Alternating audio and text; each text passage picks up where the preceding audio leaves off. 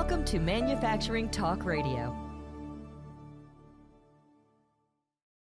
Welcome, everyone, to Manufacturing Talk Radio. I'm Tim Grady. I'm here with host Lou Weiss, and joining us, Lou, is Dr. Chris Kuehl. He's on with us once a month, and we talk about the flagship reports, and more importantly, everyone who's listening, please go to their website. We'll give that to you in a minute, and get the ACES report, because it's the most accurate indicator out there of what's happening in manufacturing. Chris, welcome back to the show. Thank you very much. Love the ACES report. It seems to be performing dead on. How's it look 9 months out? Well, it's looking a little more rugged than it did earlier in the year. So we're beginning to see some of those recessionary signs that we knew were coming, but they kept being delayed. If you remember, if you were listening to economists, God knows why you would, but last year we were predicting that the recession would start in third quarter. We got 2.6% growth. Then we thought it would start in fourth quarter. We got 2.9% growth. Then we were absolutely convinced that it would start in first quarter of this year, and we got 1.1% growth. Now we've got people saying, well, I'll bet it's the second quarter, but the latest GDP now from Atlanta says we're probably going to be closer to 2. So after having missed it for 4 quarters in a row, and for those who can do the quick math, that's a year, I'm not sure that we have a clue what to expect the rest of the year. And I think I mentioned it on the last show, that the World Economic Forum was trying to get consensus. They thought it would be good if we had some kind of pithy comment from the economists. And so they surveyed over 100 of them. And what they got was 45% saying we're going to be in a recession, 45% saying, nope, it's not even going to be a downturn. And apparently 10% didn't understand the question. So we're sort of left with, if you want to be optimistic, go ahead. If you want to be pessimistic, be my guest. There's data to support either one. Because what we're seeing in the ACES is automotive up, aerospace up, machinery down, primary metals kind of down, electrical kind of fluctuating, but it's a mixed bag. It's one of those things where you've got some sectors that are really feeling the downturn, others not feeling it much at all. And that's kind of been the story for the last year, is that we're a big economy, really go into a 100% boom or 100% bust. You just have to be in the right business at the right time. I mean, even in 2020, when everybody was suffering, I gave a talk to the Casket and Funeral Supply Association, and they were having a great year. Is that for real? That's for real. I mean, I actually gave a talk, and they said, could you please downplay that this has been one of the better years we've had? You know, one gentleman put his arm around my shoulder and said, son, dead people are good for us. So what can you say? So the weather in the fourth quarter is going to be what exactly? yeah, exactly. Partly cloudy with a chance of sun and rain and snow and sleet and extreme temperatures. I mean, it's like, I have often pointed out that I enjoy the quote from John Kenneth Galbraith, which says that the only function of economic forecasting is to make astrology look respectable. There you go. There you go. Well said. And by the way, I want to point out about the weather and the color of the sky. Yes. We in New York, we have the privilege of having a Martian sky. Yes, you do. Yes, we do. A nice color red. Exactly. It's now the only air that you eat with a spoon. So when I moved out to Los Angeles in 1978, that's what the air looked out like all the time. Yes. Yes, indeed. Yes, indeed. Yes. I have been in parts of the world where that is the norm. It still is in many parts of industrial China. So they wouldn't even know anything was different. So. Oof. The interesting thing about that was I was in China on one of my trips going back 10, 15 years ago, and They didn't know. I was talking to a kid. He didn't know what a blue sky was. Yeah. Yeah, honestly, I mean, back when they had the Beijing Olympics, that was sort of a controversy because they wanted the air to look nice. So they shut down all the manufacturing and the industrial activity, and suddenly they had nice blue skies. And people in Beijing were like, if you can do this for a bunch of foreign jocks, why can't you do it for us? And that's been sort of a controversy ever since, where the population is like, we didn't realize that we could actually have air that's breathable. So can you do that again? No. Yeah, I No. just thought they were using blue smoke. Yeah, probably. Probably. They were using a virtual background just like we are. So, if you look very carefully, you could see that the sky wasn't really that color.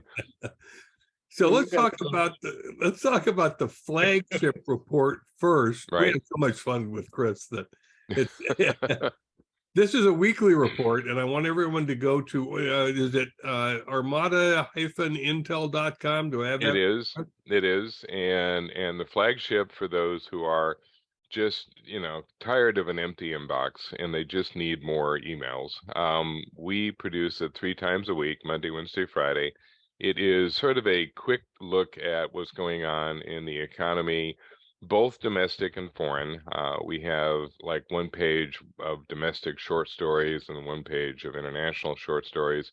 And then we'll have a little bit longer pieces that deal with the domestic economy, the global economy, geopolitics, supply chain, environment. And then we always have a ending story, which is who knows what. It's something that either Keith and I are thinking about, and 90% of the time it's just, what can I say? It's about cats. It's about getting stuck in airports. I mean, it's the levity to end your read most days. But it sells for the same price as 2 Starbucks caramel macchiatos. So it's not terribly expensive. It's $7 a month, but there's a free trial. So if you go to the website, you can see it for a month and decide if it's worth your time and effort. It's a cool read. I enjoy the read. It's because Chris has got some humor that he adds to things. It makes it an easy read as well. And I need easy reads like Dick and Jane books. But he has to add his humor to his dry wallboard topic of economics. Exactly. Yeah, economics is generally, whatever you prefer. yeah, So, and the ACES, you can find the ACES report at armada-intel.com as well. So the ACES report is looking good at the moment, but 9 months out or 6 months out, we may get some slide. Any Right. idea, Chris, if that's going to be deep and long, or shallow and short, or deep and short and shallow and long? And There you go. I am sort of in the camp of the short and shallow. We don't really have the ingredients for a deep recession, and 3 things sort of stand out as stalling as far as a recession is concerned. Number 1 has been the labor market. Normally, when you get higher interest rates and you get recession, you start to get a lot of layoffs. And that's what will end up triggering a bigger recession, because we're a consumer-driven economy. If people are laid off, they're not making any money, and if they're not making any money, they're not spending any. We just recently got the latest job report. Everybody thought it would be down. It wasn't. We had 339,000 new jobs. We have an unemployment rate that went up slightly, but that's almost a misnomer, because what happened was that people who were in the U6 category slid into the U3. If you look at the Bureau of Labor Statistics data, they have 6 different cuts. The one that we see published is U3, and it's the simplest of the cuts, because all it is are people who are formally on unemployment. But if they're in the category of discouraged worker, they're still unemployed, but they're not in the system, they're not getting unemployment. And if they're considered involuntary part-time, they have a part-time job, they prefer to have a full-time job, that gets picked up in U6. And when you start to see discouraged workers sliding into the formal system looking for jobs, getting into the U3 category, the U6 numbers come down and the U3 numbers go up. And that's what we saw in the last iteration. So we still have a lot of employment. We still don't have a lot of layoffs. The other thing that's throwing off the estimate for recession is that corporate spending is still at record levels. It's still 75 to 80 billion dollars. And again, this is connected to manufacturing and labor, because what's taking place are companies that can't find people, and that's been chronic for 10 years. They're turning to robotics, they're turning to automation, they're turning to alternatives to human beings. And we have seen almost a doubling of the reshoring activity that we saw last year. So reshoring is actually accelerating. For the first time in 25 years, we have seen China lose its position as the #1 source of imported consumer goods to the US. They now account for less than half. And other countries, Vietnam, India, South America, whatever, are now accounting for more than 50% of the imports coming into the US. And we're seeing a great deal of reshoring activity that is stimulating manufacturing, it's stimulating construction, because the fastest growing sector of construction now is manufacturing. It's up 38% from what it was last year. And it's simply accommodating reshoring and the fact that companies are bringing in technology and machines. It's kind of ironic. These manufacturers have been able to get away with that nasty cinder block building for 40 years, unair conditioned and dirty. They bring in the robots and they're like, no, it's dirty and it's hot. We're not going to work. We just won't. There's dust everywhere. I'm not tolerating this. So they have to fix up the building, and all the human employees are like, really? You made me work in this mess for 40 years and the robots don't like it? So, Chris, what is the impact on the economy and how do they measure it? If you know, the gig worker and the new entrepreneur, particularly the one operating in mom and dad's basement who want to go fly a cubicle. Yep, it's very, very difficult to measure because they're not really sure how they classify, so we don't know how to classify them. The household survey is used to determine unemployment numbers. So it's a pretty simple exercise. You go to a household saying, is there anybody working in the household? People who are doing those gig jobs frequently say no. So you look at them and say, you've been driving your car for Uber like every day. According to your profile, you have 185,000 trips. What do you mean you're not working? It's not a real job. Don't have a boss. Don't have to call anybody. If I don't feel like driving tomorrow, I don't drive. It's not a real job. Yes, it is. No, it isn't. Yes, it is. No, it isn't. So we don't even know how to count them. And then you've got people that are quite deliberately keep you off the radar, because if you don't tell anybody, you don't pay taxes on it. I think I mentioned before too, the Dry Cleaners Association was commenting on the number of people who had taken up internet laundry. The women who had been sent home during the pandemic to take care of their kids still had to make money, so they started doing other people's laundry in the neighborhood, and the average take home was $350 a day. So now they can come back to work, get a minimum wage job, $15 an hour, make $120 a day, and pay taxes, or keep doing other people's tighty-whities and keeping it to themselves. Yeah. And then they join what they call the underground economy. They do. The U.S. has never had a particularly large informal economy, but it does now. And the difference between formal and informal is just literally what the government can and does regulate versus what it can't. And most countries in the world have pretty substantial informal economies. A lot of the developing nations have much larger informal economies than formal. We've always been the other way around, but we're now getting a pretty substantial off the books economy. It's always existed, but it's so much easier to do it now in the age of the internet. I mean, you take the person doing somebody's laundry. If they were going to do that before, they were going to have to print up leaflets and post them in grocery stores or find people. Now they just go on their local internet and say, I do laundry. And so you're also getting, I do tree trimming, I do snow removal, I mow yards, I clean up dog poop, whatever it is that they want to do. And it's simple. They just post it on the internet and there they go. Great way to start a business these days. Chris, we talk about on Manufacturing Outlook and Manufacturing Talk Radio, the manufacturing sector, but the services sector, Lou and I can't quite get a thumb on it. Is that 90% of the economy, 80, 70, 53, but how's it doing? Yeah, and it's really somewhat challenging to deal with it because one of the issues is how we count what people do for a living. And we've heard for years that there's not a very large percentage of people working in manufacturing now.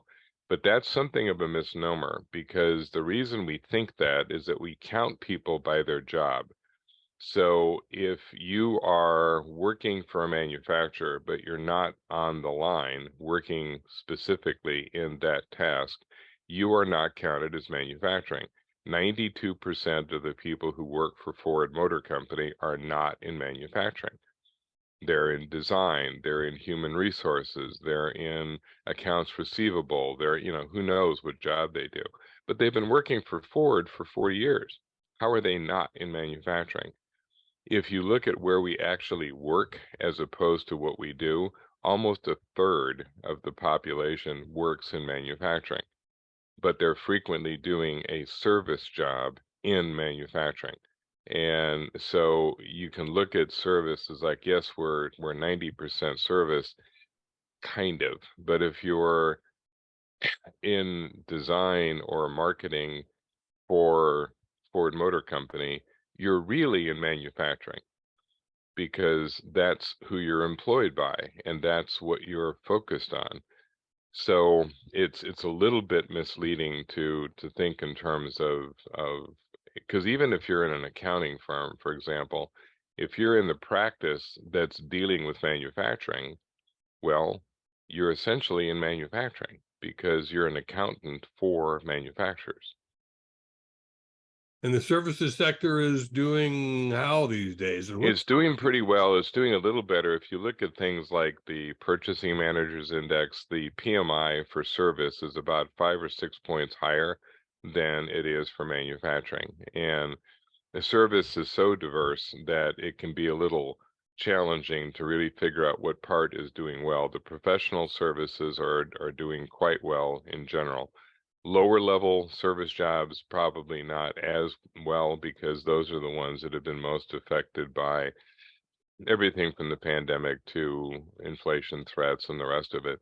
So the big concern is how you differentiate service jobs. I mean, you've got a category that's going to include a high-powered attorney that is making $50,000 an hour versus the Walmart clerk.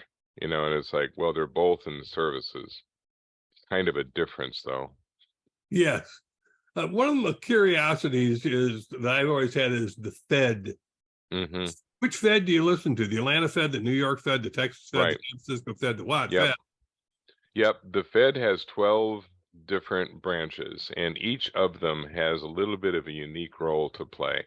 And it allows sort of a difference of opinion because they want to debate, they want to discuss, they want to figure out what's going on. So each of them will have a particular niche as far as the system is concerned. The Atlanta Fed, for example, has GDP Now, which is one of these, it's almost a daily assessment of where the GDP number is, and they change it very frequently. The Kansas City Fed is the one that sponsors the big Jackson Hole meeting every summer, where all the world central bankers get together and discuss policy. The St. Louis Fed has one of the most powerful data search engines of anything you can imagine. It's called the FRED, And if you go to the Fed, oh man, you can play with graphs until your eyes bleed. I mean, it's just everything you could possibly want. The New York Fed pays attention to Wall Street. You've got the Chicago Fed has a tendency to be more oriented towards, believe it or not, manufacturing and agriculture. So each of these Feds have a different role to play, and the heads of these Feds rotate into the Open Market Committee. The Open Market Committee is the one that determines what rates are going to be. So they meet and they decide if the rates are going to go up or going to go down. You have permanent members, the Board of Governors, but then you always have 4 regional Fed presidents that serve 1-year terms. That matters because you've got some regional Fed that are hawks and some are doves. Currently, for example, Loretta Mester out of the Cleveland Fed is one of the leading hawks. The Chicago Fed has Charles Evans, who's one of the leading doves. So you've got those two competing, trying to convince others of their point of view. So yes, it becomes a little confusing. For years, the Kansas City Fed had the most hawkish Fed presidents, Tom Honig and then Esther George, Honig in particular. And it used to crack me up when I would read the Fed minutes, because no matter what they were talking about, it didn't matter. Tom was there going, you have to raise interest rates. You have to raise interest rates. They have to come up. And it's like, Tom, we're ordering lunch. Do you want the chicken salad or not? Yes, but you have to raise interest rates.